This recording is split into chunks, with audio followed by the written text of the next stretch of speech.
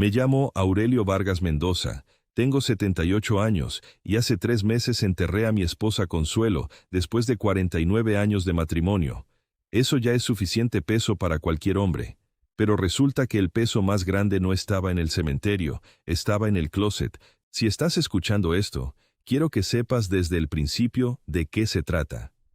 Mi hijo me escondió 19 cartas. 19.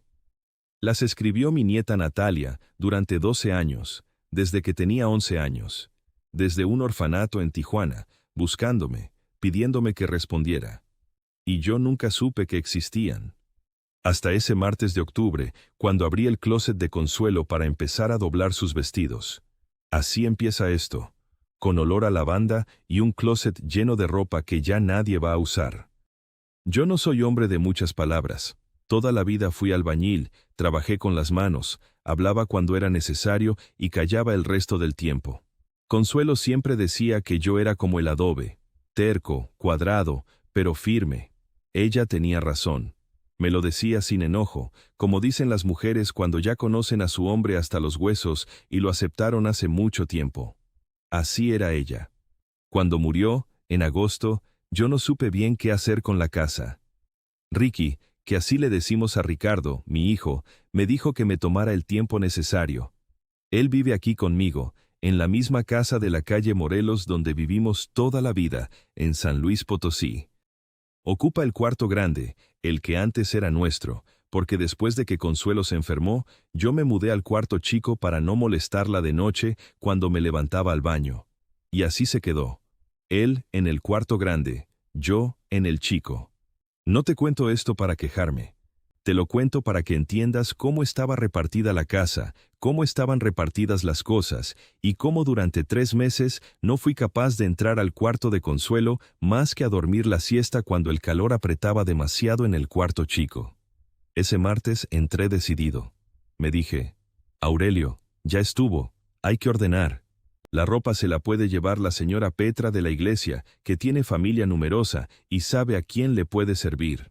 Los zapatos también, las cobijas, guardarlas. El tocador con sus cremas y sus cosas de mujer, eso ya lo vería después. El closet de Consuelo era un closet de madera vieja, de esos que ya no hacen, con las puertas que rechinan y huelen a alcanfor y a tiempo. Lo habíamos comprado en una bodega de segunda mano cuando nos casamos y lo habíamos cargado en 3 mudanzas. Tenía la madera manchada en la parte de abajo, y en la parte de arriba, Consuelo guardaba las cobijas buenas, las de los invitados, envueltas en plástico. Empecé por arriba. Bajé las cobijas, las puse sobre la cama. Después los vestidos, uno por uno, y con cada vestido venía un recuerdo. El vestido azul marino que se puso en la boda de la vecina Florencia, el delantal de flores que usaba los domingos para cocinar, la blusa bordada de Oaxaca que le regalé yo mismo en nuestro 40º aniversario porque no sabía qué más regalarle, y vi esa blusa en un puesto del mercado y pensé que le iba a gustar. Le gustó. La guardó en el closet y creo que se la puso 2 veces. Cuando llegué al fondo del closet, detrás de una pila de sábanas que estaban dobladas con ese cuidado que solo tienen las mujeres que crecieron aprendiendo a doblar ropa desde niñas, noté que la pared trasera no sonaba igual. Le di un golpe con los nudillos, como cuando uno golpea una pared para saber si es sólida. No lo era. Era una tabla delgada puesta ahí para que pareciera el fondo del closet, pero no lo era. La moví. No costó mucho. Estaba sostenida apenas con 2 clavos pequeños, y cuando la jalé, salió entera. Detrás había un espacio de unos 30 centímetros, y en ese espacio, atado con un cordel de Ixtle, había un paquete de sobres. Me quedé parado ahí un momento, con la tabla en la mano, mirando esos sobres. El polvo que había ahí adentro me hizo toser. Me limpié los ojos, no porque estuviera llorando, todavía no, sino porque el polvo me los irritó. Me agaché. Tomé el paquete con cuidado, como si pudiera romperse, y lo saqué. Los sobres eran blancos, del tipo corriente que venden en cualquier papelería. Todos estaban dirigidos a mí. Aurelio Vargas Mendoza, calle Morelos 14, Colonia Centro, San Luis Potosí. La letra era distinta en cada uno, o más bien, fui entendiendo esto después, era la misma letra en distintos momentos de la vida. El remite decía, Natalia González Vargas, y luego una dirección en Tijuana. Natalia González Vargas. Me senté en el piso. No fue una decisión consciente, fue que las piernas ya no me sostuvieron y el piso estaba ahí. Me senté entre los vestidos de Consuelo, con el paquete en las manos, y estuve así un momento sin abrir nada, solo mirando los sobres, leyendo el nombre una y otra vez. Natalia González Vargas era la hija de Lucía. Mi hija Lucía, que murió hace 7 años en Tijuana. Mi hija Lucía, que se fue de esta casa a los 19 años con un hombre que no valía nada, que vivió allá en el norte, que tuvo una hija, que enfermó, que murió lejos, y que yo enterré con más silencio del que debía. Natalia, mi nieta, a quien yo había visto una sola vez, en el funeral de su madre, parada junto al cajón sin llorar, mirándome con unos ojos que yo no supe sostener. Deshice el cordel. Tomé el primer sobre. En la esquina superior derecha, el sello del correo marcaba la fecha. Hacía 12 años. Lo abrí con los dedos. Me temblaban. No me tiemblan las manos normalmente.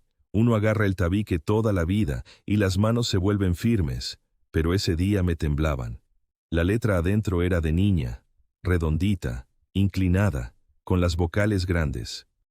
Decía, Abuelito, me llamo Natalia, tengo 11 años, vivo en el hogar de la hermana Clotilde en la calle Rivera. Mi mamá murió. Me dijeron que tengo un abuelito en San Luis. Por favor, contéstame. Eso era todo el primer carta. Esas líneas y una firma. Natalia. Con una carita dibujada junto al nombre. Me quedé leyendo eso durante mucho tiempo. O a lo mejor fue poco tiempo, y a mí me pareció mucho. Afuera seguía el ruido de la calle Morelos, un camión que pasó, los perros del vecino Abundio que ladran a cualquier hora. La vida normal siguió ahí afuera, mientras yo estaba sentado en el piso, con esta carta de 11 años atrás de una niña de 11 años que me preguntaba si yo existía. Abrí el segundo sobre. Luego el tercero. Luego todos los demás, uno tras otro, sin levantarme del piso, arropado sin quererlo por los vestidos de Consuelo que habían caído a mis lados cuando los bajé del closet. 19 cartas. Las leí todas en ese piso, en ese cuarto que olía a lavanda y a mujer ausente. La letra fue cambiando. En la tercera carta ya se notaba que la niña había crecido un poco. Las letras eran más regulares y preguntaba si yo había recibido las anteriores.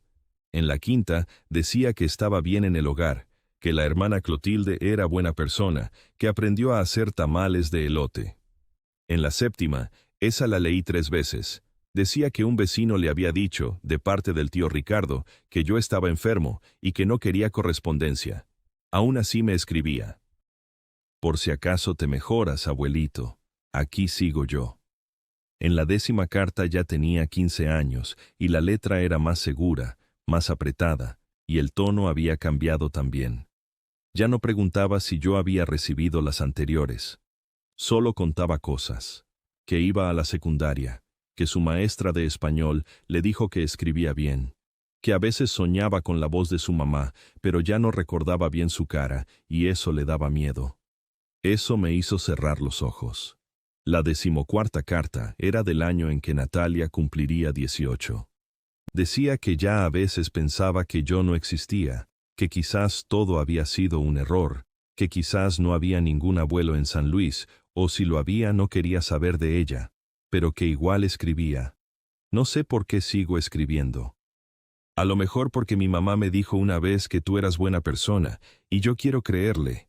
Y la última carta, la número 19, con fecha de hace 3 años.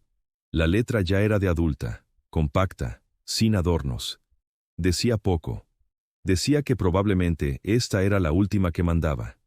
Que había decidido que yo debía haber muerto, porque si no, ya me habría manifestado. Que no lo decía con coraje sino con tristeza. Que esperaba que donde estuviera yo, estuviera tranquilo. Que ella estaba bien, trabajando en una clínica. Que se llamaba Natalia y era hija de Lucía y nieta de Aurelio, y eso nadie se lo podía quitar. Del último sobre cayó un papel doblado, escrito con letra distinta, más formal. Era de la hermana Clotilde, directora del hogar. Explicaba que Natalia ya no escribía porque había concluido que su abuelo había fallecido, que la muchacha tenía 20 años, trabajaba como auxiliar de enfermería en el Hospital La Misericordia, en Tijuana, en la calle Zaragoza, que si esta carta llegaba a manos de alguien de la familia, era para que supieran dónde encontrar a Natalia González Vargas en caso de que hubiera interés. En caso de que hubiera interés. Me quedé sentado en ese piso un tiempo que no supe medir. El sol que entraba por la ventana se había movido. Eso sí lo noté. Había entrado al cuarto cuando el sol estaba de frente y ahora ya estaba de lado. Me levanté. Los huesos protestaron, como protestan siempre. Junté los 19 sobres, los puse en orden, volví a atarlos con el cordel. Cargué el paquete y salí al pasillo. El cuarto de Ricardo está al fondo, la puerta siempre entreabierta. Entré sin tocar. Él estaba sentado en su sillón leyendo el periódico deportivo, con su café a la mano, en pantuflas, con esa comodidad de hombre en su casa. Me miró cuando entré. Vio mi cara. Vio el paquete en mis manos. Puse las cartas sobre la mesita que tiene junto al sillón. No dije nada. Me quedé parado. Ricardo bajó el periódico despacio. Miró el paquete. Luego me miró a mí. Y no negó. No preguntó qué era aquello. No fingió no reconocerlo. Solo dijo, con una voz tranquila, sin alzarla, como quien dice una cosa que tiene ensayada hace mucho tiempo. Papá, yo hice eso por tu bien. Por tu bien. Dime tú qué se responde a eso. ¿Qué se le dice a un hombre de 52 años que te mira a los ojos y te dice que esconderte 19 cartas de tu nieta fue por tu bien, y lo dice convencido, sin temblor en la voz, como si fuera la verdad más razonable del mundo? No le grité. No fui capaz de gritar. No sé si fue porque soy viejo y ya no me alcanza la fuerza para gritar, o porque en el fondo, en ese momento, algo en mí entendió que gritar no iba a cambiar nada de lo que ya estaba hecho. Las cartas habían estado ahí 12 años. Natalia había esperado 12 años. Gritarle a Ricardo no le iba a devolver ni un solo día de esos 12 años a esa muchacha. Me di la vuelta. Caminé de regreso a mi cuarto chico. Abrí el cajón de la mesita de noche donde guardo los documentos. Saqué la credencial de elector. Saqué el pasaporte que ya tiene años vencido, pero que me sirve como identificación. Y saqué el sobre café que Consuelo guardaba en ese cajón desde hace no sé cuánto tiempo, el sobre con el dinero que ella llamaba para los gastos de después, el dinero del funeral, el dinero que fue juntando de a poco para no dejarme sin nada cuando ella ya no estuviera. Conté los billetes. Eran suficientes para el camino. Saqué la maleta chica de debajo de la cama, la que usábamos cuando íbamos a Aguascalientes a ver a la comadre Refugio. La puse sobre la cama y la abrí. Empecé a doblar ropa. 2 mudas, los calcetines de lana porque en los autobuses hace frío, la chamarra gris, el frasco de las pastillas del corazón, porque esas no se me pueden olvidar. El retrato de Lucía que tengo en la mesita, uno solo, pequeño, de cuando era joven, lo envolví en un calcetín y lo puse mero arriba. Y las 19 cartas. Esas también las puse, envueltas en el periódico del domingo pasado, para que no se arrugaran más. Cerré la maleta. Afuera, en su cuarto, Ricardo no había dicho nada más. Yo tampoco. Así íbamos a quedar esa noche. En silencio, cada quien en su cuarto, con el peso de lo que se había dicho y de lo que no se había dicho llenando la casa como el humo cuando no hay ventilación. Pero yo ya sabía lo que iba a hacer al día siguiente. Antes de que amaneciera, iba a salir de esta casa con mi maleta chica y mi sobre de dinero y mis 19 cartas, y me iba a ir a Tijuana a buscar a una muchacha de 23 años que creía que su abuelo estaba muerto. Que yo le demostrara lo contrario, eso sí podía hacerlo. Salí de la casa cuando el cielo todavía estaba negro, las 4:20 de la mañana, según el reloj de la cocina. Me puse la chamarra gris en el pasillo, sin encender la luz, para no despertar a Ricardo. Tomé la maleta con la mano derecha y las cartas las llevaba en la bolsa interior de la chamarra, junto al pecho, donde Consuelo me cosió un bolsillo extra hace años porque yo siempre perdía los documentos. Cerré la puerta de la calle con cuidado. Una vuelta de llave, despacio. El perro del vecino Abundio levantó una oreja pero no ladró. El aire de octubre en San Luis a esas horas corta diferente, con ese frío seco que no avisa y que a mi edad llega directo a los huesos. Caminé por la calle Morelos con la maleta. 40 minutos al paso de un hombre de 78 años con las rodillas que ya no son lo que fueron. Podría haber llamado un taxi, sí.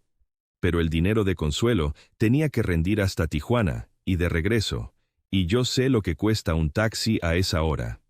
Así que caminé. La ciudad a las 4 de la mañana es otro lugar. Las tortillerías ya tienen luz adentro, se huele la masa desde la banqueta. Un par de camiones de carga pasaron tronando por el bulevar. Una señora con delantal barría la entrada de su negocio sin apuro, como si barriera el mismo pedazo de banqueta desde hace 40 años. Quizás sí. La saludé de lejos. Ella me devolvió el saludo sin preguntar nada.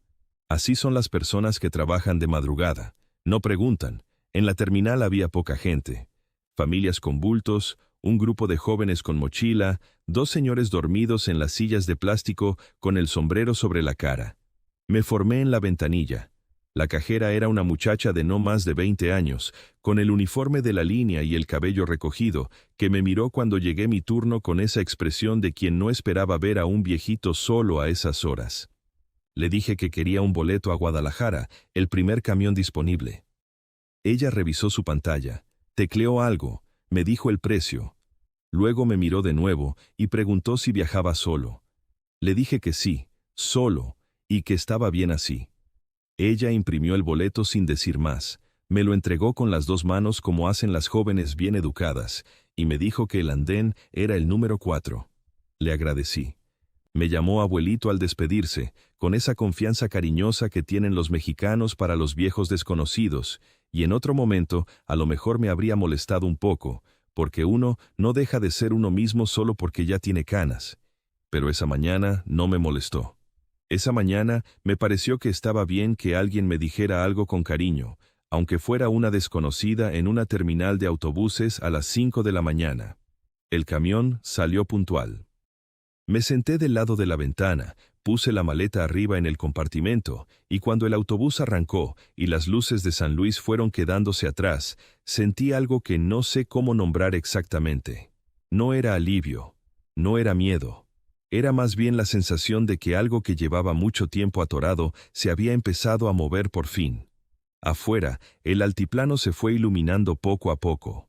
Primero una franja gris en el horizonte, luego naranja, luego ese amarillo pálido que tiene el amanecer en la llanura cuando no hay nubes y el cielo es ancho y plano y parece que alcanza para siempre. Conozco ese paisaje de memoria. Lo crucé cientos de veces en mi vida, de ida y de vuelta, yendo al trabajo o volviendo a casa. Siempre me pareció monótono. Esa mañana me pareció hermoso, de esa manera extraña en que te parecen hermosas las cosas cuando sabes que algo importante está pasando. Me puse a ordenar la historia en la cabeza. Cuando uno es viejo y ha vivido muchas cosas, a veces los recuerdos se mezclan y hay que ponerlos en fila para que tengan sentido. Lucía. Mi hija Lucía. Se fue de la casa a los 19 años. Yo no lo tomé bien. Ningún padre lo toma bien, creo, pero yo especialmente, porque me pareció una traición. Se iba con un hombre que yo no conocía, sin casarse, a Tijuana, que para mí, en ese entonces, era el lugar más lejano que podía imaginar. Hubo palabras que dijimos los dos que no debíamos haber dicho. Y después el silencio, que es lo que queda cuando 2 personas orgullosas dicen lo que no deben y ninguna sabe cómo dar marcha atrás. Con los años hubo llamadas de vez en cuando. Consuelo era quien hablaba más con ella. Yo agarraba el teléfono si me lo pasaban, decía que estaba bien, que aquí seguíamos, preguntaba si necesitaba algo, y cuando ella decía que no, que estaba bien, yo creía que era verdad porque era más fácil creerlo. Cuando nació Natalia, Consuelo me dijo que Lucía había tenido una niña. Yo asentí y seguí comiendo. No pregunté más. No sé por qué. Quizás porque el hombre con quien vivía Lucía me caía mal desde antes de conocerlo, y la niña era también de él, y yo era terco. Ya lo dije, terco como el adobe. A veces ser terco no es virtud. Lucía murió hace 7 años. Complicaciones después de una operación, nos dijeron. Consuelo y yo fuimos a Tijuana para el entierro. Ricardo también fue. En el funeral vi a Natalia por primera y única vez desde que era bebé. Tenía 16 años. Estaba parada junto al cajón con los brazos cruzados sobre el pecho, sin llorar, mirando a su madre. Luego me miró a mí. Esos ojos, en ese momento, yo los vi y aparté la vista. No supe qué hacer con ellos. Ricardo se acercó a mí en ese momento y me dijo en voz baja que la muchacha era prácticamente desconocida para nosotros, que Lucía había vivido su vida aparte, con ese hombre que al final la había abandonado y que no éramos responsables de lo que le pasara a la niña. Me dijo que ya había quien se hiciera cargo, que había una institución religiosa que estaba bien atendida. Y yo, que acababa de enterrar a mi hija y que tenía el pecho lleno de un dolor que no sabía cómo procesar, le creí. O me dejé creer, que no es lo mismo pero se parece. No me acerqué a Natalia. Me fui del funeral sin hablarle. Y ella se quedó ahí, parada junto al cajón de su madre, mirándome irse. Eso no lo había pensado con estas palabras hasta esta mañana en el autobús, cruzando el altiplano. Que ella me vio irse. Que tenía 16 años y me vio irse, y no dije nada. Eso, debo reconocerlo, duele más que lo que hizo Ricardo. Porque Ricardo tomó una decisión suya, equivocada y cobarde, pero suya. Yo tomé la mía. Y la mía también estuvo equivocada. Llegué a Guadalajara a media tarde. La terminal del norte de Guadalajara es grande y ruidosa, con ese movimiento constante de gente que viene y va, y nadie se fija en nadie. Pregunté en qué ventanilla vendían boletos para Mexicali y me mandaron al módulo del fondo. El siguiente autobús nocturno salía a las 11 de la noche. Tenía horas por delante. Encontré un cafetín dentro de la terminal, de esos con sillas de plástico pegadas a una barra de formica, con una señora grande que servía el café en vasos de unicel. Me senté en el último lugar de la barra, pedí un café negro y saqué las cartas. Las puse sobre la barra en orden, del sobre más viejo al más nuevo. Y empecé a leerlas otra vez, pero esta vez más despacio, buscando lo que se me había escapado la primera vez. Lo encontré en la 7ª carta. Natalia escribía que un vecino del hogar le había dicho, de parte del tío Ricardo, que yo estaba enfermo y que el médico me había prohibido tener correspondencia porque me alteraba. Que por eso yo no contestaba. Que ella lo entendía pero que igual me mandaba saludos y esperaba que me mejorara. Lo leí 2 veces. 3. Ricardo no solo había escondido las cartas, también había mandado un recado. A través de un vecino, de manera indirecta, para no ensuciarse las manos directamente, le había dicho a una niña de 12 o 13 años que su abuelo estaba enfermo y no podía escribirle. Una mentira construida con cuidado, con intermediario, para que la niña dejara de buscarme sin que yo me enterara. Eso es distinto a esconder unas cartas en un closet. Esconder las cartas puede ser cobardía. Mandar ese recado es otra cosa. Es ir a buscar a la niña en su esperanza y apagarla con cuidado, para que no hiciera ruido al apagarse. La señora del café me preguntó si quería más. Le dije que sí. Pagué cuando terminé, junté las cartas, las envolví de vuelta en el periódico y las guardé en la chamarra. Fui al andén y me senté en una de las bancas metálicas a esperar las horas que faltaban. El andén olía a diésel y a comida de los puestos de afuera. Un niño corría entre las piernas de la gente hasta que su mamá lo agarró del brazo. 2 señores a mi lado hablaban de los precios del aguacate en Michoacán. Metí la mano al bolsillo de la camisa. Ahí estaba la foto de Lucía, la única que había traído. Chiquita, un poco desgastada en las esquinas, de cuando ella tendría unos 25 años. Está riendo en la foto, con la boca abierta como reía ella, de verdad, sin pena, y trae en brazos a un bebé que debe ser Natalia recién nacida, porque es tan chiquita que casi no se ve. La sostuve un momento con las 2 manos. Le hablé en voz baja, cuidando que los señores de al lado no me oyeran. Le dije que lo sentía. Le dije que llegué tarde a muchas cosas en su vida, que cuando debía estar fui el que no estaba, que el día de su funeral me fui sin hablarle a su hija, y que eso no tenía nombre bueno. Le dije que ahora iba, que no sabía si Natalia me iba a querer recibir, ni si tenía derecho a pedirle que lo hiciera, pero que iba. Guardé la foto de vuelta en el bolsillo, junto al corazón, que es donde había estado todo el camino. El autobús de las 11 salió puntual. Me senté, puse la maleta arriba, cerré los ojos. Tijuana todavía estaba lejos, pero ya me estaba acercando. El camión de las 11 de la noche a Mexicali era más viejo que el anterior. Los asientos tenían el relleno hundido en el centro, de tanto que habían cargado el peso de la gente a lo largo de los años, y la ventanilla de mi lugar no cerraba del todo. Dejaba pasar un hilo de aire frío que a ratos olía a carretera y a ratos a nada. Me acomodé la chamarra y no me quejé. Uno aprende a no quejarse de las incomodidades pequeñas cuando ha dormido en obras a la intemperie, cuando ha comido frijoles fríos en un cubo de bloc porque no había otra opción. El hilo de aire frío no era nada. El camión salió de la terminal con el andén todavía medio lleno de gente que despedía a alguien. Siempre hay alguien que despide, eso no cambia. Me quedé mirando cómo Guadalajara se iba quedando atrás. Las luces de la ciudad extendiéndose y luego adelgazándose hasta que solo quedó el oscuro de la carretera y los faros del camión abriendo paso en la noche. Cuando ya no había nada que ver afuera, cerré los ojos. No para dormir, sino para pensar mejor. A veces es lo mismo, cerrar los ojos y pensar, y uno no sabe en qué momento uno se convirtió en el otro. Pero no dormí. El aire por la ventana y las curvas de la carretera me mantenían despierto, y además tenía demasiado ruido adentro de la cabeza para dejar que el sueño entrara.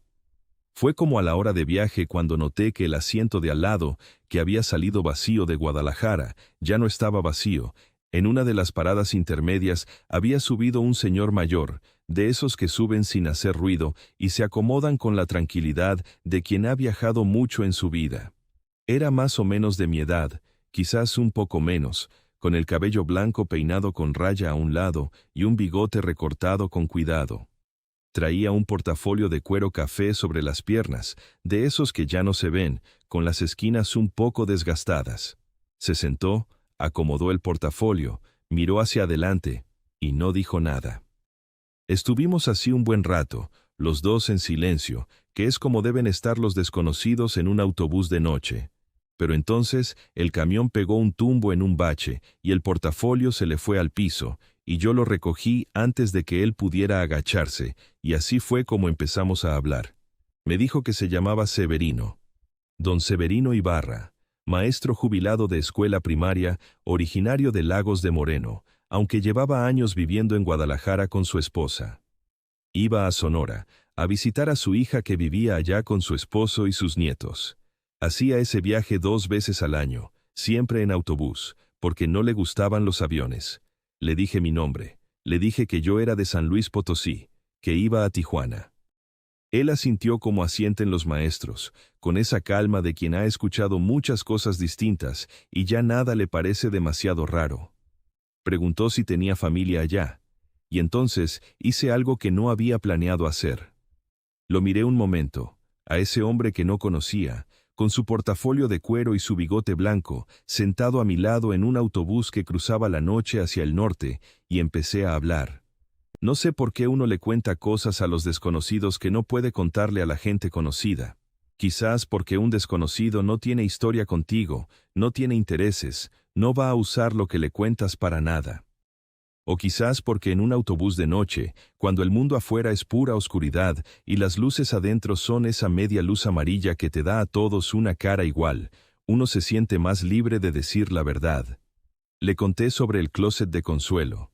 Le conté sobre las 19 cartas, sobre el fondo falso, sobre el cordel de Ixtle. Le conté sobre Lucía, sobre Natalia, sobre el funeral al que fui y del que me fui sin hablarle a mi nieta. Le conté sobre Ricardo y las palabras que le dijo a la niña a través del vecino. Se lo conté todo, desde el principio, sin saltarme nada, mientras el autobús avanzaba hacia el norte y afuera el paisaje era solo oscuridad. Don Severino escuchó sin interrumpirme. No hizo esas expresiones que hace la gente cuando quiere demostrar que está escuchando, esas que a veces son más teatro que atención. Solo escuchó, con los ojos hacia adelante la mayor parte del tiempo, o mirando sus manos sobre el portafolio. Cuando terminé de hablar, el camión entró a una curva larga y las luces del tablero se reflejaron en la ventanilla un momento. Él tardó en responder. Pensé que quizás no iba a decir nada, o que iba a decir algo general, algo de esas frases que sirven para cualquier situación. Pero no. Habló despacio, mirando al frente, como si le hablara más a la carretera que a mí. Un hombre que tiene miedo de que le quiten la casa ya perdió algo más importante que la casa. Eso fue todo. Dijo eso y no dijo más. Acomodó el portafolio un poco, se recostó contra el respaldo de su asiento y al rato ya respiraba con el ritmo lento de quien se quedó dormido. Me quedé con esa frase dando vueltas en la cabeza durante horas. No porque no la entendiera, la entendí de inmediato, sino porque hay frases que uno entiende con la cabeza y otras que tiene que dejar que bajen hasta donde duele para entenderlas bien. Esta era de las segundas.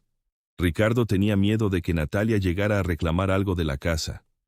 Eso me lo había dicho él mismo una vez, hace años, cuando yo pregunté por qué no habíamos invitado a Natalia a pasar una temporada con nosotros después de la muerte de Lucía. Me dijo que esas cosas se complican, que la niña podría pretender derechos sobre la propiedad familiar, que mejor dejarlo así. Yo en ese entonces no le pregunté más porque el dolor de haber perdido a Lucía era todavía fresco y no tenía energía para discutir. Y también porque, siendo honesto, una parte de mí no quería complicaciones. Esa parte también tenía culpa. Pero lo que había hecho Ricardo no era solo proteger una casa. Era proteger su comodidad, su cuarto grande, su sillón, su vida ordenada sin personas que vinieran a recordarle que había una muchacha en Tijuana que era de la misma sangre. Y yo lo había dejado. Pasamos por varias ciudades en la noche. Vi los letreros desde la ventana. Tepic, Culiacán, los nombres iluminados un momento y luego la oscuridad otra vez. Don Severino dormía a mi lado. Yo seguía despierto, con la chamarra cerrada hasta el cuello, mirando hacia afuera, aunque no hubiera mucho que ver. Cuando llegamos a Hermosillo, el reloj del autobús marcaba las 3:15 de la mañana. El chofer anunció una parada de 20 minutos. La gente que dormía siguió durmiendo. Yo me levanté porque necesitaba moverme, porque las piernas empezaban a protestar de verdad. Bajé al andén. El aire de Hermosillo a esa hora era seco y tenía un frío distinto al de San Luis, más limpio, de desierto. Caminé un par de veces el largo del andén estirando las piernas. Frente a la terminal había una fila de teléfonos públicos, de esos que ya casi no quedan. Quedaban 3 que funcionaban. Me acerqué a uno. Metí la mano al bolsillo, saqué unas monedas. Marqué el número de la casa. Sonó 3 veces. 4. Al quinto tono levantaron. Ricardo. Su voz tenía esa tensión de quien ha estado esperando junto al teléfono sin querer admitir que estaba esperando. Me preguntó dónde estaba, que ya había hablado con la policía, que estaban buscándome, que me podía haber pasado algo. Lo escuché terminar de hablar.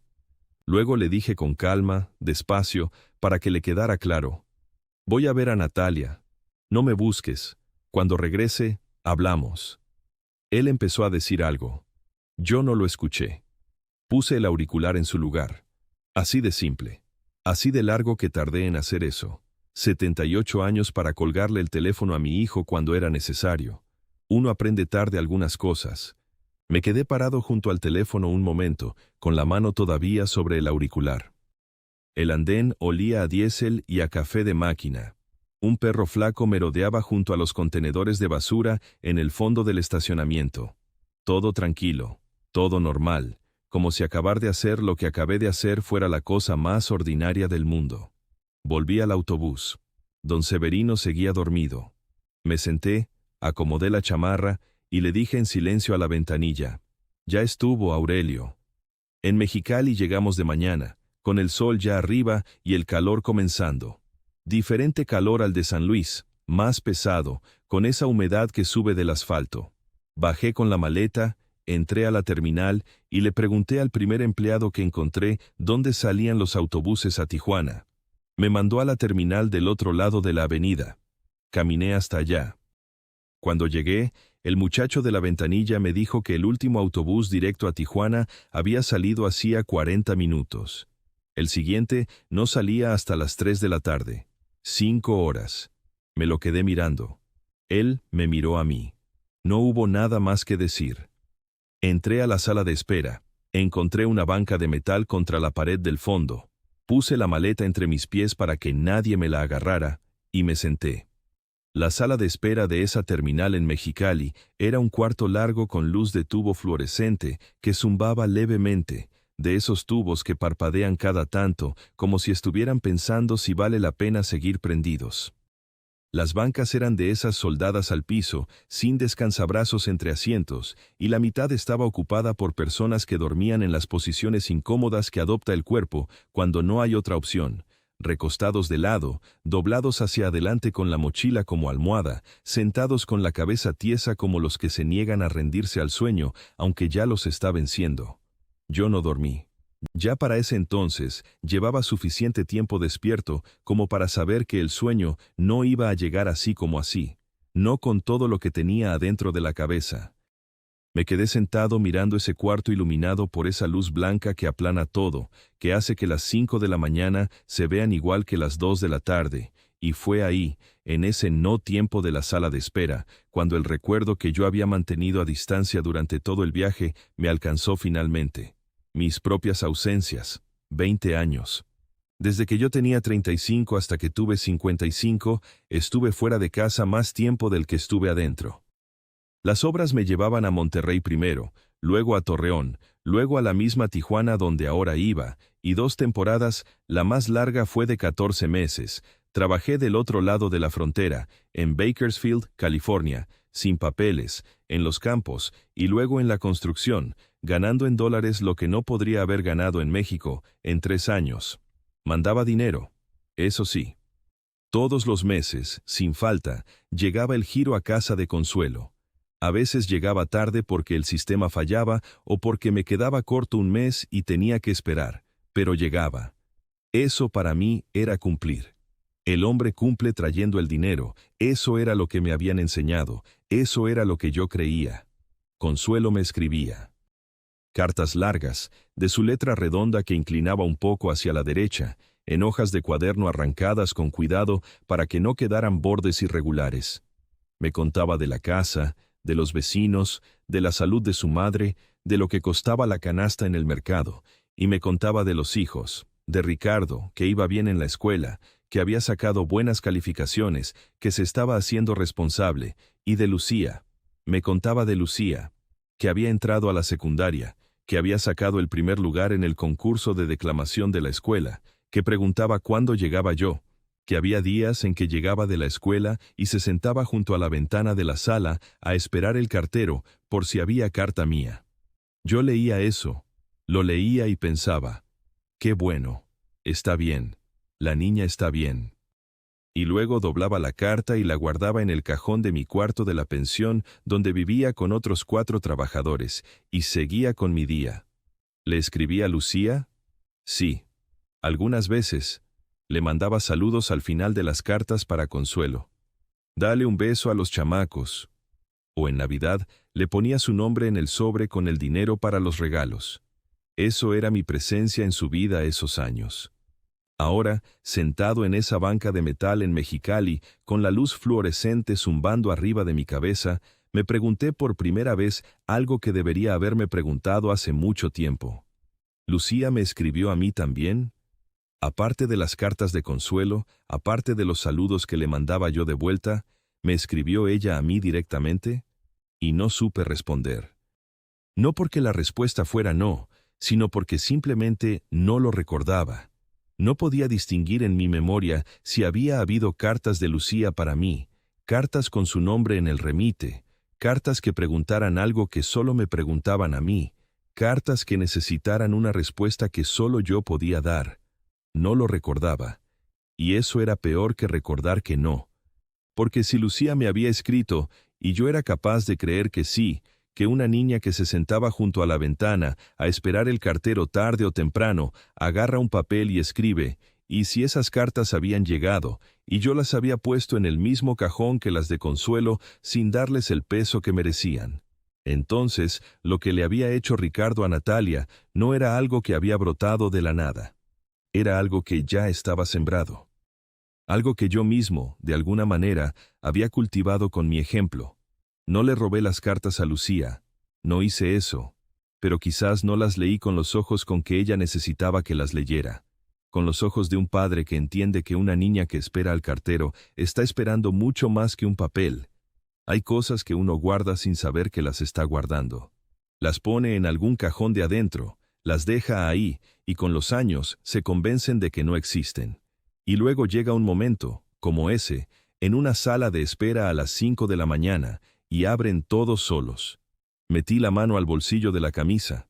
La foto de Lucía seguía ahí, ese cuadradito de papel gastado. No la saqué. Solo la sostuve a través de la tela, como uno sostiene a veces algo frágil para asegurarse de que sigue ahí. No le hablé. Ya le había dicho todo lo que tenía que decirle en Guadalajara. Ahora no necesitaba decirle nada, solo sostenerla. Las horas pasaron de la manera en que pasan en los lugares de espera, lentas, sin señales claras de que avanzan, y de pronto uno mira el reloj y ya pasaron 3. Una señora llegó a barrer el piso de la sala con una escoba de plástico verde. Un muchacho con mochila entró y se sentó y sacó un teléfono y se puso audífonos. Un matrimonio con 2 niños pequeños ocupó la banca de enfrente y los niños durmieron encimados como duermen los niños, sin postura, sin cuidado, con esa confianza total que tienen cuando están cerca de sus padres. Los miré un momento. Al padre, sobre todo. Estaba dormido también, con la cabeza recostada sobre el hombro de su esposa, y tenía una mano puesta sobre los niños como sin querer, como un reflejo, como si incluso dormido su cuerpo supiera que había algo que cuidar. Eso también se aprende o no se aprende. Esa presencia, ese instinto de estar. Yo lo aprendí tarde. Demasiado tarde para Lucía. A lo mejor todavía a tiempo para Natalia, si ella me lo permitía. A las 2:30 me formé en la ventanilla. Compré el boleto. El autobús a Tijuana salía del andén 6. Cuando llegué al andén, el camión ya estaba ahí. Me subí, puse la maleta arriba, me senté junto a la ventana del lado derecho. Solo 3 horas. 3 horas y llegaría. El autobús arrancó puntual. Mexicali quedó atrás. El paisaje al norte de Mexicali es desértico, seco, con esa vegetación que crece contra toda lógica entre las piedras, que se aferra al suelo, aunque el suelo no tenga casi nada que ofrecerle. Siempre me había parecido terca, esa vegetación. Ese día me pareció admirable. Tijuana a las 6 de la mañana tiene un color particular. No es el amanecer limpio del altiplano, ni el amanecer suave de Guadalajara. Es un amanecer trabajado, como si la ciudad hubiera estado despierta toda la noche y apenas ahora se estuviera acomodando para el día. Las calles ya tienen movimiento, los puestos de tacos ya tienen humo, y en las esquinas la gente camina con ese paso de quien va a algún lado concreto, porque no tiene tiempo de ir a ningún lado sin razón. El autobús entró a la central camionera y yo bajé con mi maleta entre un flujo de gente que sabía perfectamente a dónde iba. Yo también sabía. Tenía una dirección en un papel. Hospital La Misericordia, calle Zaragoza. Se lo mostré al primer taxista que me abordó afuera de la terminal, un hombre joven con gorra de béisbol que lo miró y asintió sin preguntar nada. Nos fuimos por calles que yo no conocía, aunque había trabajado en Tijuana de joven. La ciudad que recordaba y la ciudad que veía por la ventana del taxi no tenían mucho que ver. Tijuana crece hacia arriba y hacia los lados sin pedirle permiso a nadie, se construye encima de sí misma y cambia de cara cada 10 años. El taxista iba rápido, como van todos en Tijuana, con esa confianza en el volante que da vivir en una ciudad donde el tráfico es un idioma propio. El hospital La Misericordia estaba en la calle Zaragoza, como decía el papel de la hermana Clotilde. Era una clínica pequeña, de esas que no se anuncian con letrero grande, sino con una placa de metal junto a la puerta, discreta, como si sus pacientes ya supieran llegar y no necesitaran que la ciudad entera lo supiera. Las paredes eran amarillas, de ese amarillo que alguna vez fue brillante y que el sol y los años habían ido desgastando hasta dejarlo en un tono entre mostaza y arena. Por la banqueta de enfrente pasaban 2 hombres en bicicleta. Junto a la entrada principal, 2 personas con bata blanca fumaban sin prisa, uno apoyado en la pared y el otro sentado en los peldaños de la entrada. El taxista me cobró y se fue. Me quedé parado en la banqueta de enfrente con mi maleta, mirando la fachada amarilla durante un momento. Ya había cruzado 3 estados y dormido en 2 terminales y colgado el teléfono a mi hijo en Hermosillo. Ya no quedaban más pasos que dar antes de este. Así que crucé la calle.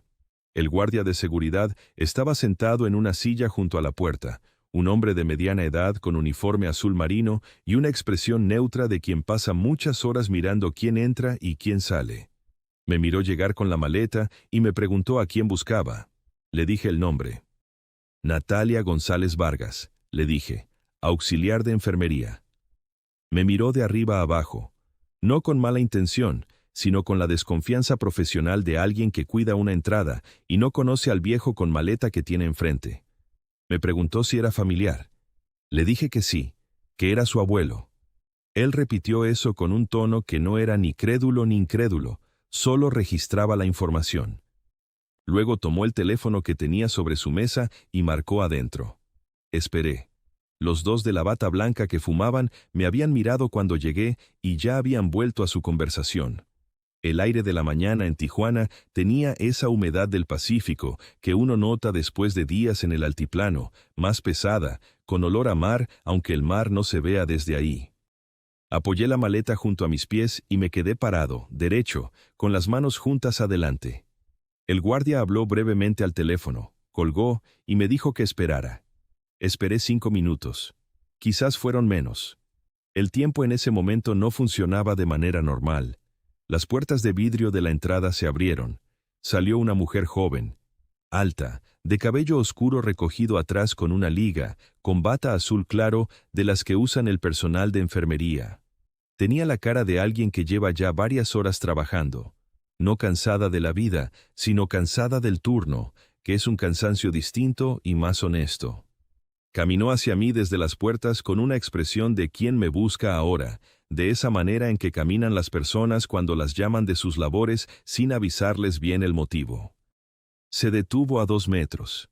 Me miró. Yo la miré. Era Lucía.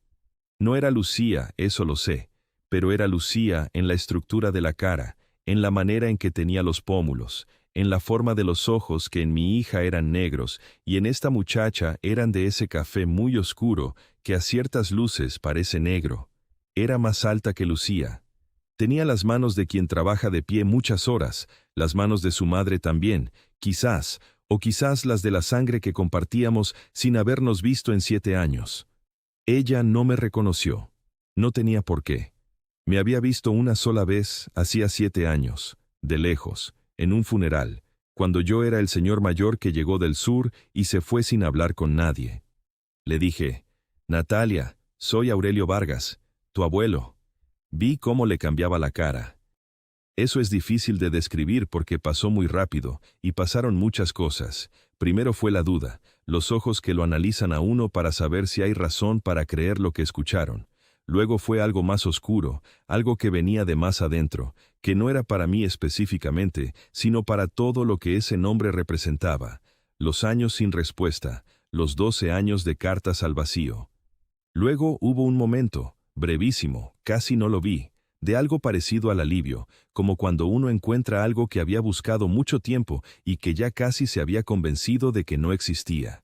Y después volvió algo más duro, más protegido. Habló en voz baja, lo suficiente para que yo la oyera y no el guardia. «Usted murió. Me dijeron eso». Le respondí. «No. Aquí estoy». No dije más porque no tenía más que decir en ese momento. Era verdad que estaba ahí. Era lo único que podía ofrecer sin que sonara a excusa o a explicación prematura. Y ya había aprendido en 78 años que las explicaciones dadas demasiado pronto no le sirven a nadie. Nos quedamos así los dos, en la banqueta de enfrente de la entrada de la clínica, con el guardia mirando discretamente hacia la calle, como si de repente el tráfico de la calle Zaragoza le hubiera parecido muy interesante. Natalia me miraba con esa expresión de quien está decidiendo algo en tiempo real, mientras los segundos pasan, mientras el día avanza y el trabajo sigue adentro y la vida no espera. Luego se dio la vuelta y le dijo algo al guardia. Él asintió. Ella entró un momento a la clínica y yo me quedé afuera con la maleta, sin saber si iba a volver en 30 segundos o si había decidido que no, que era demasiado, que no le debía nada a ese viejo con maleta que se aparecía sin avisar después de una vida entera. Volvió en 3 minutos, sin la bata, con una chamarra encima de su ropa de trabajo, la bolsa cruzada al hombro. Me dijo que había pedido una hora. Cruzamos la calle y entramos al café de enfrente. Era un lugar pequeño, de esos que en Tijuana hay en cada esquina, con 4 mesas y una barra y un hombre detrás preparando pedidos con esa eficiencia silenciosa de quien lleva años haciendo lo mismo. Natalia pidió un café con leche. Yo pedí lo mismo. Nos sentamos a la mesa del rincón, la más apartada, la que daba contra la pared. Ella puso la bolsa sobre la silla de al lado y me miró. Yo tenía las manos sobre la mesa. No sabía bien dónde ponerlas. Le conté todo, desde el closet de Consuelo, desde el fondo falso, desde el cordel de Ixtle. Le conté sobre las 19 cartas, le dije que las tenía aquí, en la maleta, que se las podía mostrar si quería verlas. Le conté lo que había dicho Ricardo cuando le puse las cartas encima de su mesa. Le conté que me levanté de madrugada y caminé solo a la terminal y compré el boleto. Le conté sobre don Severino en el autobús y sobre el teléfono de Hermosillo. Le conté que la había encontrado gracias a la hermana Clotilde, que metió un papel con una dirección en el último sobre. Hablé durante mucho tiempo. Natalia no me interrumpió. Tomaba su café a sorbos lentos y me miraba con esos ojos que no te daban nada hasta que decidieran dártelo. Las manos alrededor de la taza fueron apretándose gradualmente, eso sí lo noté, los nudillos poniéndose más blancos, no de enojo sino de tensión, de alguien que escucha algo que le costó mucho tiempo aceptar que nunca escucharía. Cuando terminé, me quedé callado. El hombre de la barra estaba lavando tazas. Afuera pasó un camión que hizo vibrar levemente el vidrio de la ventana. Natalia tardó en hablar. Miró la mesa. Miró su taza. Luego me miró a mí. Dijo: Don Aurelio, me alegra que las cartas aparecieran. De verdad. Hizo una pausa. Pero hay algo que quiero que sepa antes de que sigamos. Metió la mano a la bolsa. Sacó un sobre. No era nuevo, era un sobre usado, medio roto en la apertura como si lo hubieran abierto y cerrado muchas veces a lo largo de los años. Lo puso sobre la mesa entre los dos con cuidado, sin decir nada todavía, y yo lo miré sin tocarlo. Me explicó despacio, midiendo las palabras. Su madre guardaba copias. No copias en papel carbón, sino que escribía las cartas 2 veces. Guardaba la segunda versión. Lo hacía porque mandó muchas cartas y nunca recibió respuesta, y llegó un momento en que empezó a guardarse copias para ella, para no perder lo que había escrito, para tener prueba de que lo había intentado. Yo no entendí de inmediato. Dije que Ricardo había escondido las cartas de Natalia, que eso ya lo sabía. Natalia negó con la cabeza suavemente. Me dijo que esas no eran cartas de ella. Esas cartas eran de su madre, de Lucía, escritas a mí, en los años en que yo estaba trabajando en las obras. Extendí la mano y tomé el sobre. Lo abrí con cuidado porque el papel ya era viejo y no quería romperlo más. Adentro había varias hojas dobladas, de cuaderno, de esas hojas de raya que uno compra en cualquier papelería. La letra era de Lucía. La reconocí de inmediato, aunque hacía años que no veía su letra, porque era la misma letra de los recados que a veces me dejaba en el cajón cuando yo visitaba la casa en Navidad. Apretada, rápida, inclinada hacia la derecha. Leí. La primera hoja era de cuando Lucía tendría unos 22 años, recién llegada a Tijuana. Preguntaba cómo estaba yo, decía que extrañaba la casa, que Tijuana era difícil al principio, pero que estaba encontrando trabajo. Preguntaba si yo volvería pronto. La segunda era de años después. Decía que había terminado un curso de enfermería, que tenía el certificado, que quería que yo supiera que sí se podía salir adelante, que esperaba que estuviera orgulloso, aunque no se lo dijera. La tercera tenía una sola línea al principio que me detuvo. Papá, tuve una niña. Se llama Natalia. Y luego, más adelante, la puse Natalia porque quería que cuando la nombraras te acordaras de que existíamos. Me detuve ahí. Levanté los ojos del papel.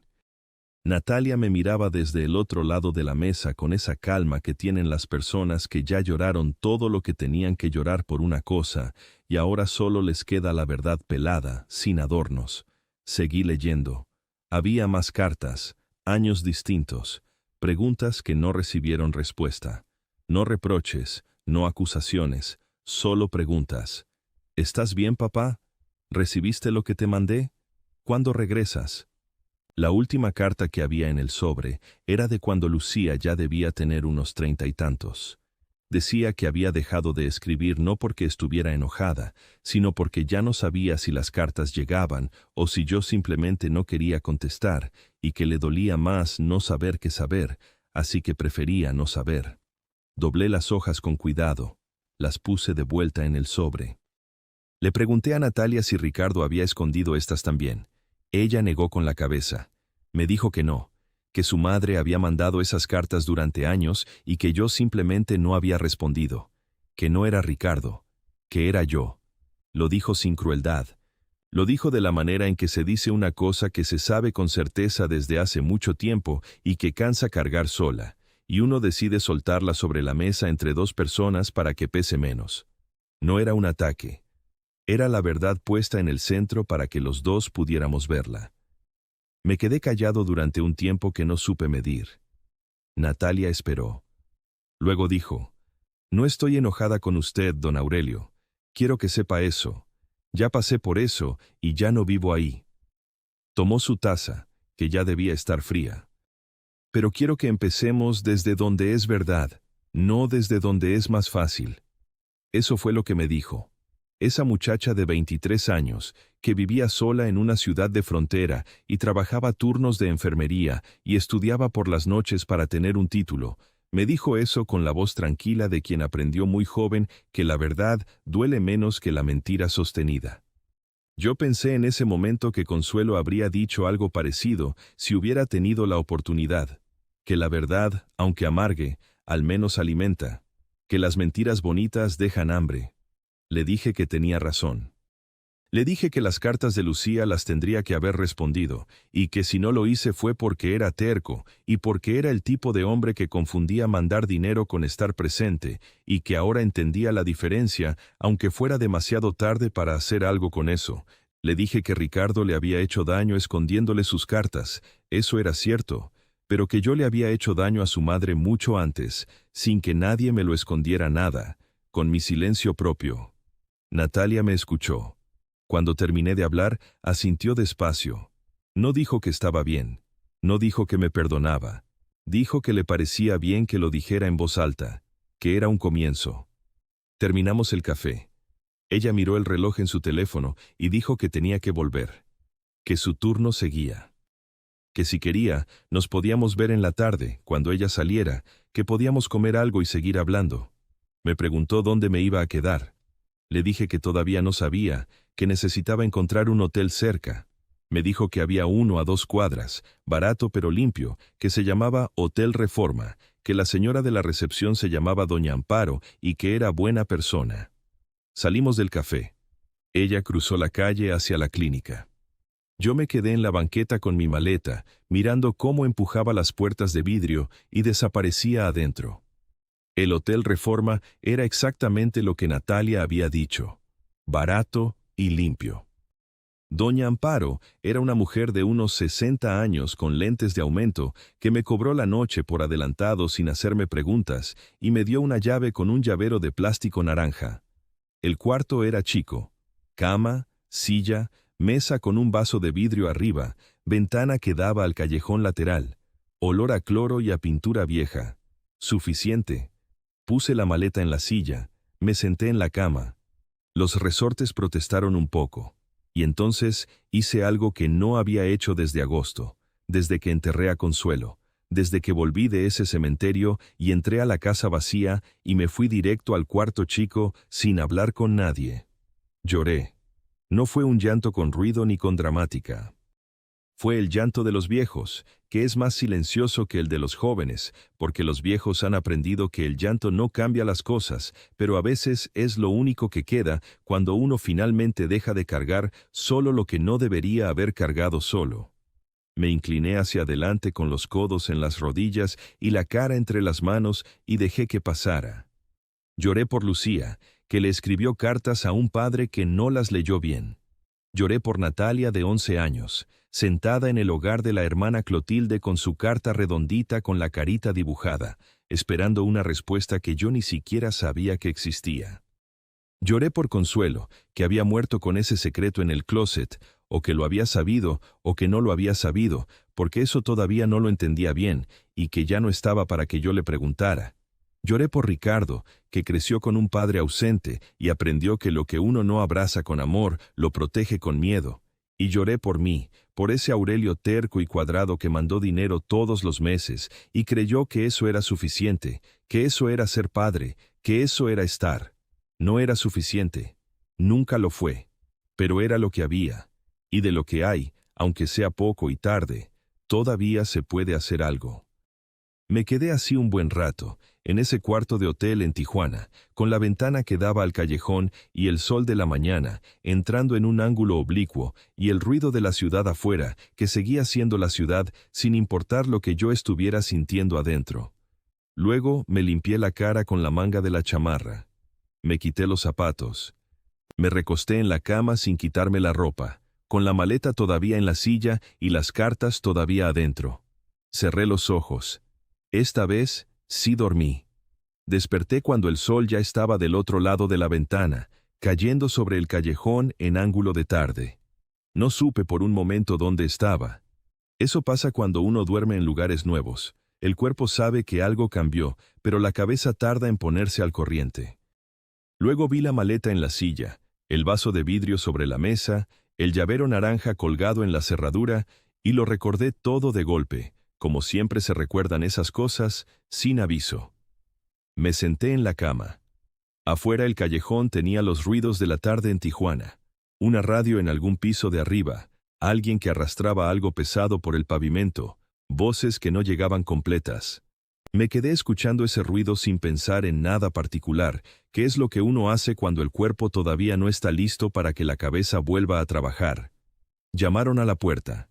3 golpes. Seguros pero sin apuro. Me puse los zapatos, me pasé la mano por el cabello y abrí. Era Natalia. Se había cambiado la bata por ropa de calle, pantalón oscuro y una chamarra verde que le quedaba un poco grande, como si fuera de alguien más alto. Traía en las manos una bolsa de plástico de la que salía vapor y un olor que me golpeó directamente en algún lugar de muy atrás. Masa, chile, algo dulce y caliente. Me dijo que probablemente no había comido bien en todo el camino, y que en Tijuana había que comer aunque no se tuviera hambre, que el frío de la noche llegaba sin avisar. Dijo todo eso de corrido, como cuando uno viene con algo preparado para no tener que improvisar al llegar. Luego levantó la bolsa un poco, mostrándola, y preguntó si podía pasar. Le hice lugar. Entró, puso la bolsa sobre la mesa y sacó 2 recipientes de unicel, 2 vasos con tapa de plástico, servilletas de papel, tamales de rajas y atole de guayaba, me explicó, de un puesto que quedaba a media cuadra de la clínica, de una señora que los hacía desde las 3 de la tarde todos los días y para las 6 ya no quedaban. Me senté en la silla. Ella se sentó en la orilla de la cama, que era el único otro lugar donde sentarse en ese cuarto. Desenvolvimos los tamales en silencio, ese silencio que no incomoda, sino que le da lugar a la comida, que es como debe ser.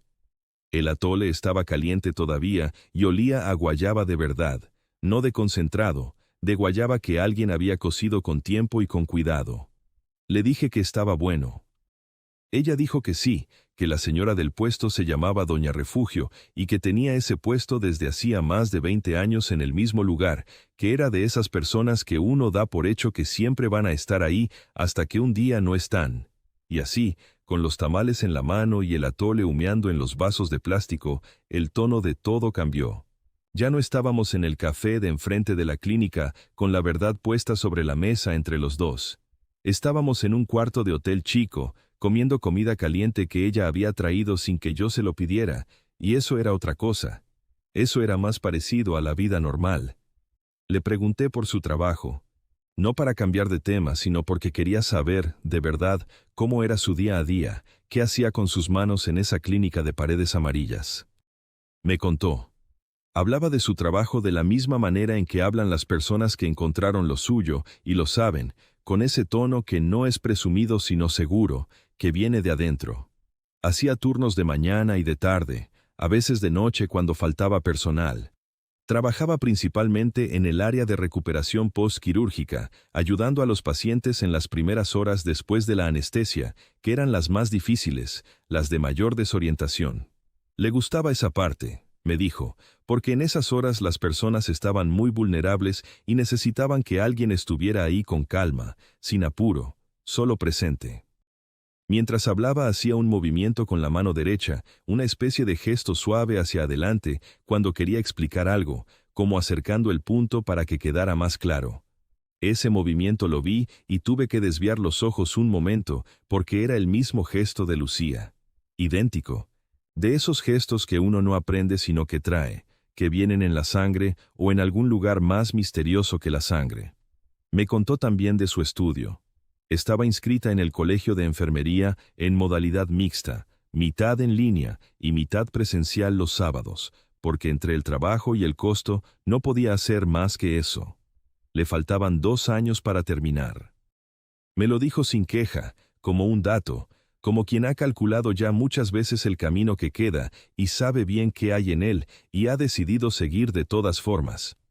Vivía en una habitación en casa de una familia que era vecina del hogar donde había crecido, gente que conocía a la hermana Clotilde y que le había rentado el cuarto cuando ella cumplió 18 y necesitó salir del hogar.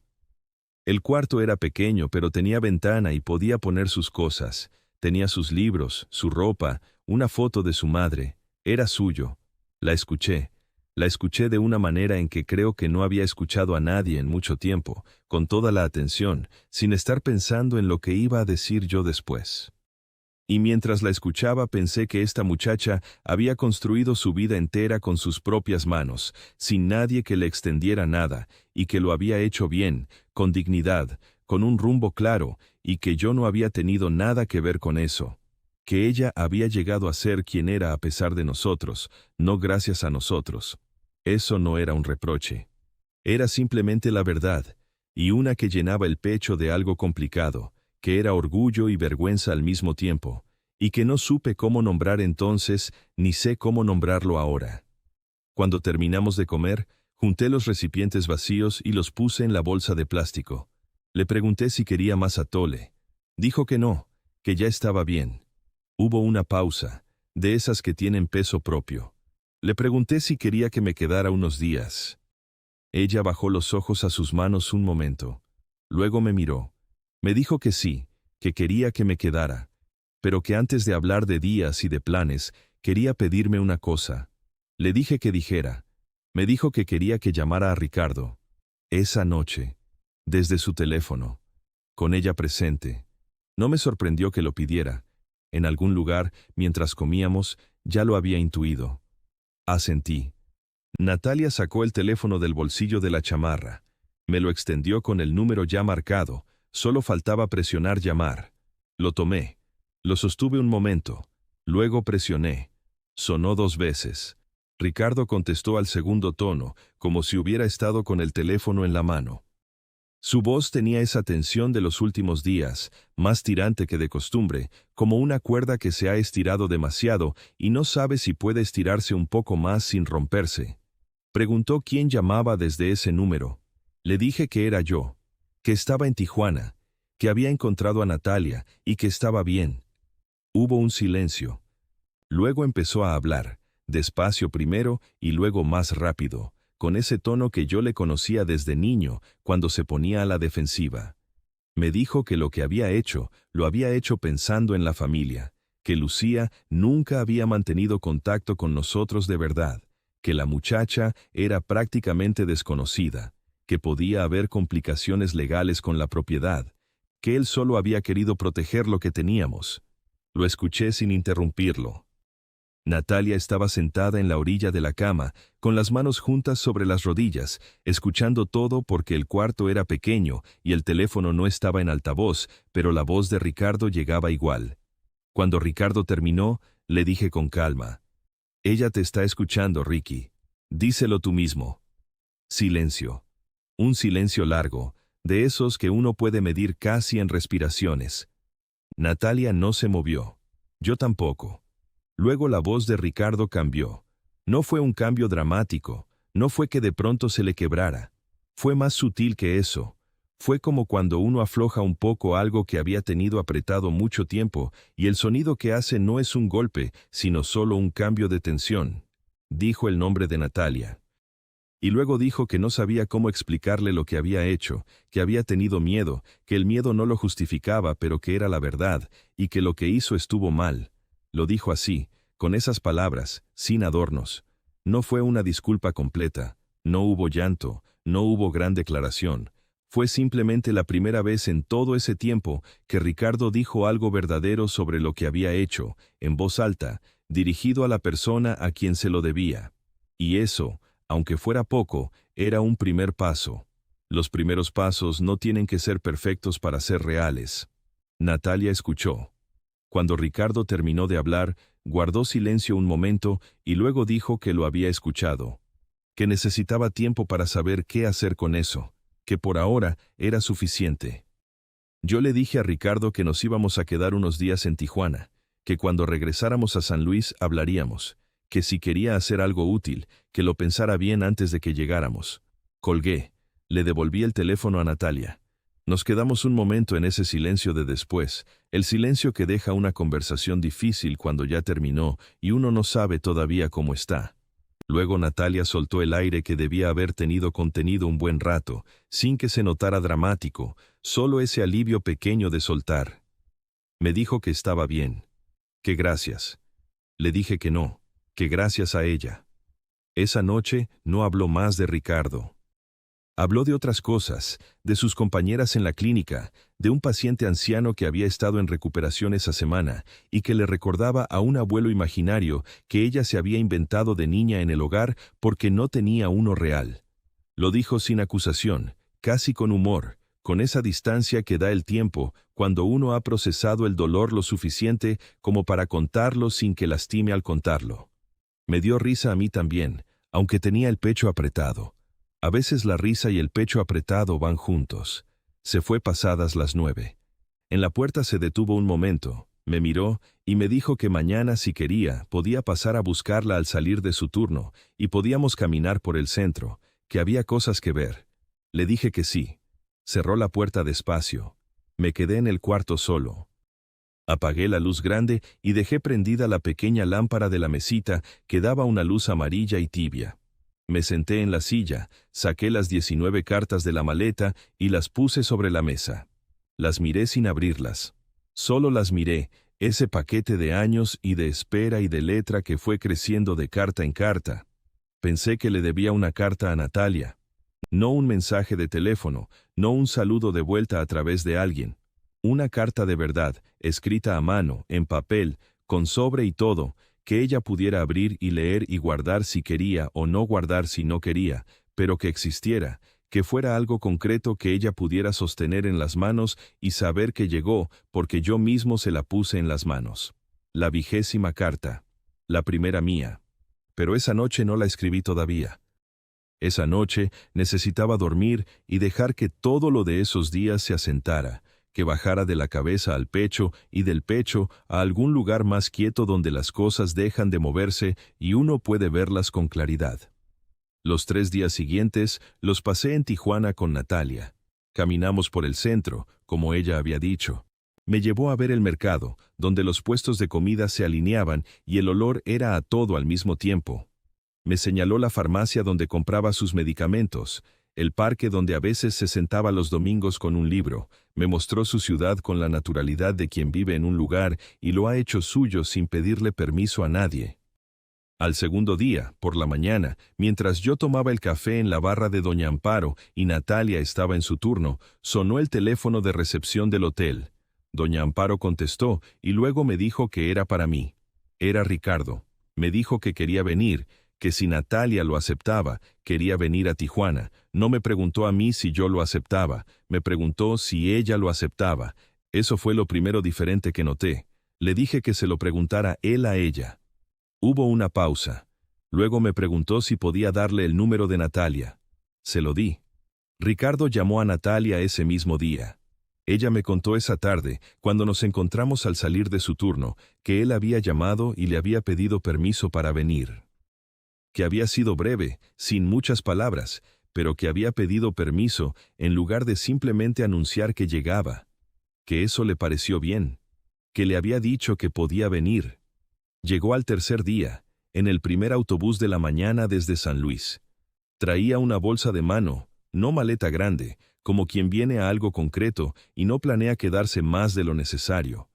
Lo vi desde la banqueta de afuera del hotel cuando el taxi lo dejó. Estaba más delgado de lo que recordaba, o a lo mejor era el viaje, que a todos nos deja una cara distinta. Me saludó de lejos levantando la mano. Yo hice lo mismo. No nos abrazamos. Con Ricardo y yo los abrazos siempre fueron escasos, de esos que pasan en los funerales y en las Navidades, pero que en el día a día no son nuestra manera. Eso no significa que no haya afecto, significa que somos del tipo de hombres que el afecto lo expresan de otras maneras, aunque a veces esas otras maneras también fallen. Nos tomamos un café en el hotel mientras esperábamos que Natalia saliera de su turno. Ricardo y yo solos, con los cafés en los vasos de unicel de doña Amparo. No hablamos de las cartas, no hablamos de Natalia todavía. Hablamos de la casa, de que había una gotera en el techo de la cocina que había que reparar antes de las lluvias, de que el vecino Abundio había vendido los perros finalmente y el barrio estaba más tranquilo. Cosas de todos los días. A veces, lo más honesto que pueden decirse dos personas que tienen cosas pendientes es hablar de lo cotidiano, de lo concreto, mientras el cuerpo y el ánimo encuentran el tono para lo demás. Natalia llegó a las 2 de la tarde, sin bata, con su chamarra verde. Nos encontramos los tres en la banqueta y caminamos juntos al café de enfrente de la clínica, el mismo donde yo le había contado todo a ella el primer día. El hombre de la barra nos reconoció a Natalia y a mí. Trajo el menú sin que lo llamáramos. Los tres pedimos café. Nadie pidió nada de comer todavía, aunque era hora de comer, porque el estómago cuando está apretado no pide. Ricardo se sentó frente a Natalia. Yo me senté a un lado, entre los dos, aunque a ninguno se lo expliqué así. Solo tomé esa silla. La conversación que siguió fue difícil. No de esa manera en que las conversaciones difíciles aparecen en las películas, con voces alzadas y cosas definitivas que se dicen de golpe y todo queda resuelto. Fue difícil de la otra manera, de la real, con silencios que duraban demasiado, con momentos en que alguien empezaba a decir algo y lo dejaba a la mitad porque las palabras no alcanzaban, con los tres mirando las tazas cuando no sabíamos a dónde mirar. Ricardo le explicó a Natalia, en voz baja, sin apresurarse, que el miedo que había tenido era real, aunque lo que hizo con ese miedo estuvo mal. Que había pensado durante años que estaba protegiendo algo que valía la pena proteger. Que ahora, viéndola, no sabía bien qué había estado protegiendo en realidad, ni si valía lo que costó. No eran palabras perfectas. Eran palabras de alguien que todavía estaba entendiéndolo mientras lo decía, y esa torpeza era más verdadera que cualquier discurso preparado. Natalia lo escuchó. Le dijo que no le pedía que lo entendiera todo ahora, que ella misma tardó años en entender algunas cosas sobre su propia vida. Que lo que quería era que fuera honesto, que si iban a tener algún tipo de relación, aunque fuera pequeña, aunque fuera solo de vez en cuando, que fuera real. Sin deudas que nadie cobra y sin favores que nadie pidió. Solo real. Ricardo asintió. No prometió nada grande porque los dos sabíamos que las promesas grandes en ese tipo de conversaciones duran lo que dura el café. Yo los escuché. Bebí mi café. Miré a mi hijo hablar con mi nieta, 2 personas que compartían una pérdida y que estaban intentando, torpemente, sin manual, encontrar algún terreno firme donde pararse juntos, aunque fuera un momento. Y llegó un punto en que supe que era mi turno. Puse la taza en la mesa. Los miré a los dos. Les dije que quería pedir algo, que me dejaran hablar un momento. Los dos me miraron. Hablé despacio. No porque no supiera lo que quería decir, sino porque quería decirlo bien, sin que ninguna palabra se me escapara antes de tiempo ni quedara nada sin decir. Le dije a Natalia que le pedía perdón por no haber llegado cuando murió su madre con la intención de llevarla, por haberme ido de ese funeral sin hablarle, sin mirarla de verdad, sin decirle que era mi nieta y que eso significaba algo. Por los 12 años en que sus cartas estuvieron en un closet y yo no sabía, es cierto, pero en el que sí supe y no actué, que fue el día del funeral, ese día no lo podía justificar con ignorancia. Y le dije a Ricardo que le pedía perdón también. Por 20 años en los que me fui y vine y me fui otra vez, y lo dejé crecer con una madre que lo quería y un padre que mandaba dinero pero que no estaba. Que si él aprendió a proteger lo poco que había con miedo, en lugar de con amor, algo de eso lo había aprendido de mí, de mi ausencia, del modelo que yo le había dado sin querer dárselo. Que eso no lo eximía de lo que había hecho, pero que tampoco lo había hecho solo. Dije que pedía perdón primero porque era el mayor, porque tenía 78 años y había aprendido que entre más tiempo uno espera para decir lo que debe, más pesa, y porque ya no me quedaba tanto tiempo como para seguir esperando el momento perfecto que nunca llega. Ricardo no dijo nada.